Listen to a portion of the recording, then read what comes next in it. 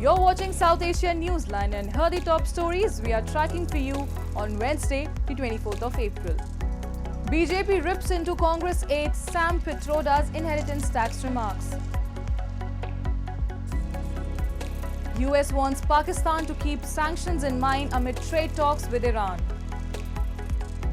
And Nepal seeks Qatar's help to free student held by Hamas.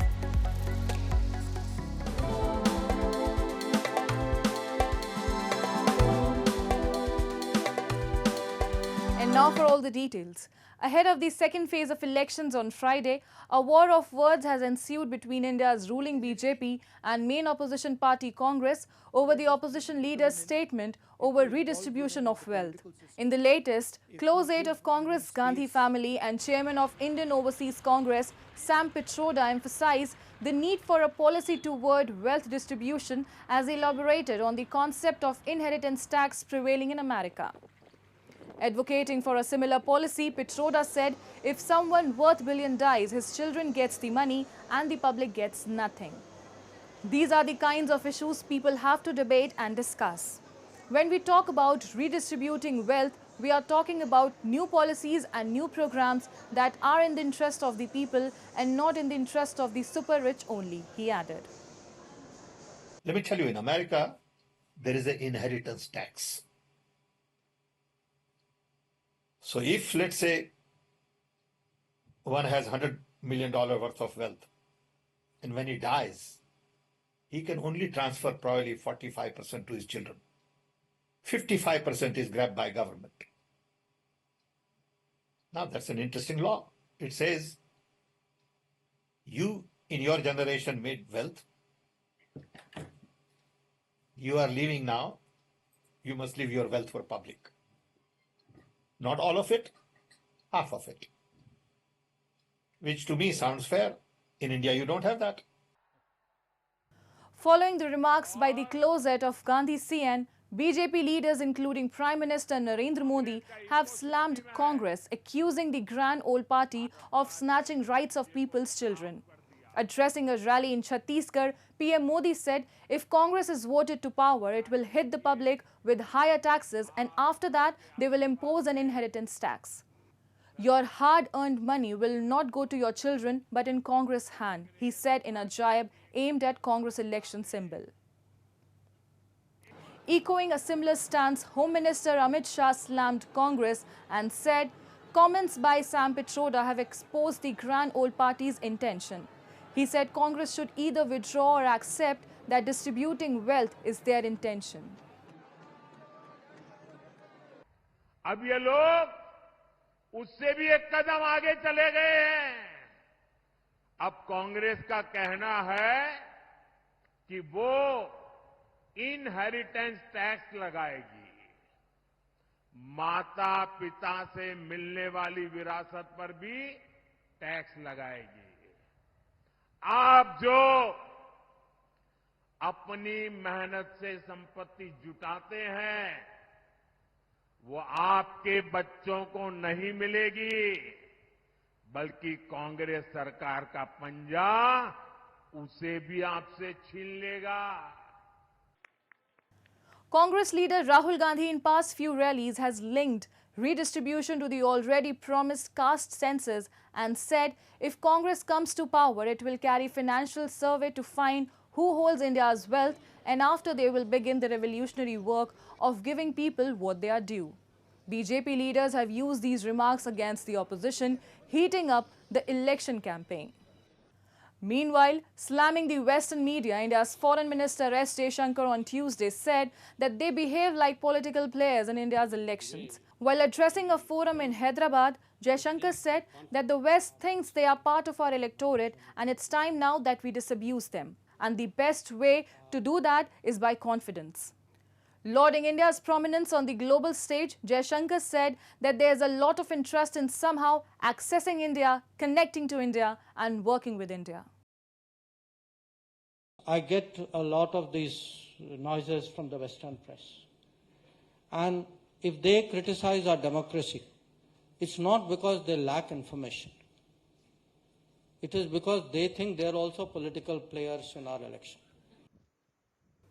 Furthermore, criticizing India's first Prime Minister Jawaharlal Nehru, Jaishankar said that several issues that the nation is facing today on its borders have their roots in the mistakes committed during the Nehruvian era. He said that the country's foreign policy decision-making for long has been under the shadow of diffidence, resulting in problems at the borders of China and Pakistan. We are talking of India first policy. He's saying China first in the UN. India follows after that. So, not putting, when we say an era of diffidence, an era of diffidence is not just an era of diffidence. It is an era actually where we don't have clarity about our own national interests.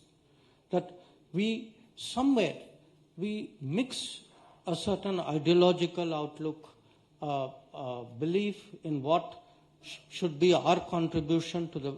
And amid the visit of Iran's President Ebrahim Raisi to Pakistan, the US on Tuesday warned Islamabad of potential risk of sanctions, adding that they will continue to disrupt and take actions against proliferation networks considering business deals with Iran. US State Department spokesperson Vedant Patel advised everybody who is considering business deals with Iran to be aware of the potential risk of sanctions. Meanwhile, Raisi said that Tehran is ready to exchange its prowess in industry, science and technology with Pakistan.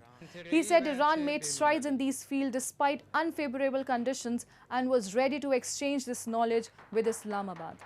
Pakistan and Iran have had a history of rocky relations despite a number of commercial pacts. This was the first visit of any foreign leader to Pakistan after the elections and was expected to be watched closely by the US amid the Iran-Israel conflict. Moving on. Fish farmers in Gilgit Baltistan are worried over lack of infrastructure in the region to meet export demands and the government's negligence to boost the sector, a report. Trout fish farming is one of the popular occupations in Gilgit Baltistan and also attracts tourists to the region. But fish farmers say the government's apathy to boost the sector has made it difficult for them to carry on. A fish farm owner said that a large number of tourists seek fish exports, but due to unclear policies and no basic infrastructure, they are unable to meet the demand. He said a lot of fish farms were also destroyed in the 2022 floods, but there has been no government relief or subsidies since then. जो जुगरोट गुरु है उधर ये मिला के कोई 22 farm हमारे सैलाब में वो बह गए थे, उनका नुकसान हुआ था माली। गवर्नमेंट ने आके सर्वे किया, सब कुछ उसका फाइल भी बन गया है, लेकिन अभी तक हमें कुछ भी नहीं मिला है। तो फार्मर्स बहुत सख्त परेशान है, वो दोबारा अपना फार्म बनाना चाहते हैं, लेकिन सरमाया न होने की वजह से बहुत मसाइल का शिकार हैं। अगर बैंक से हम लोन लेने की कोशिश करते हैं तो तकरीबन 27-28%, 30% के हिसाब से लोन मिलता है। Gilgit Baltistan, originally a part of India, was illegally annexed by Pakistan 7 decades ago. Locals blame Islamabad's indifferent attitude towards the illegally occupied region's falling economy has affected all sections of the society. Nepal's President Chandra Paudel on Tuesday requested the Emir of Qatar, Sheikh Tamim bin Hamad Al-Thani, for assisting in release of Nepali national Bipin Joshi, who is believed to be in captivity of Palestinian militant group Hamas following the deadly attacks on Israel last October. Talking to ANI, Kiran Pokhrel, press advisor to Nepal President, confirmed the development and said the President reiterated safe being of Bipin Joshi was a major concern and requested Emir of Qatar for heightened negotiation to release him from the captivity. In response, the Emir pledged further efforts for the release of the Nepalese student, local media reports have suggested. Notably, Doha has been involved in mediating the ceasefire between Hamas and Israel, which have been engaged in an armed conflict since October 2023. Meanwhile, on the second day of the Emir's state visit, both countries also signed 8 agreements including cooperation in fields of culture, education and sports, and for establishing a joint business council. Moving on, a severe week-long heat wave sweeping over Bangladesh has seen scorching temperatures rise up to 43 degrees Celsius as authorities issued a nationwide heat wave alert on Monday. Bangladesh Meteorological Department said due to increasing moisture incursion, the discomfort may increase during the next 72 hours. Authorities have temporarily shut schools for the week and asked people to stay out of the sun to avoid heat stroke. Workers who toil outdoors like laborers and rickshaw drivers say the brutal heat has become extremely challenging. গাড়ি চালানি জানা দুইটা খেপ মারলি পানি খাওয়ান লাগে জিরানি লাগে Fulani জানা মানে ধরুন গরম তো ধরুন এমন যে রুডো দেখতাছি না মন চাই যে দেশে যাই গিয়ে দেশে যাইলেও তো চলতো না দিন গাছের তলে বয়ে তাহলেও আরাম লাগে গরমে গাড়ি চালাইতারি না. The heat wave has also left some animals in the zoo suffering and panting from the punishing heat. The government has directed all hospitals to stay prepared as heat strokes and dehydration may go rampant in the South Asian nation due to the heat wave. Amidst much fanfare and cheer, a sea of devotees on Tuesday congregated on the banks of the Vaigai river in India's southern Madurai to witness the holy ritual of Lord Kallaagar entering the river. The procession is the pinnacle event of the annual Chittirai festival, which marks the celestial wedding of Hindu god Shiva, known as Sundareshwar, to his consort goddess Parvati, known as Meenakshi, in southern India. The idol of the Hindu deity was adorned in green silk and was seated on a golden stallion, wielding a sword. The annual festival has 6 major events that take place over the span of 15 days. இன்னைக்கு காலையிலேயே நாங்கள் 3:30க்குலாம் எழுந்திரிச்சு இங்கே வந்துட்டோம். சரியான க்ரௌடாக இருந்தாலும் இங்கே வந்து எல்லோரும் மக்கள் வந்து ரொம்ப சந்தோஷமாக ஒவ்வொரு வருஷமும் நாங்கள் வந்துடுவோம், விடாமல் வந்துடுவோம். மீனாட்சி தேரோட்டம் நேற்று அவ்வளோ கூட்டமாக இருந்தாலும் எல்லாம் அங்கேயும் பார்த்து முடிச்சு இன்னைக்கு விடிய காலமே இங்கே நைட்டு பூரா தூங்க மாட்டோம். That's all in tonight's edition. We'll see you same time tomorrow. Good night.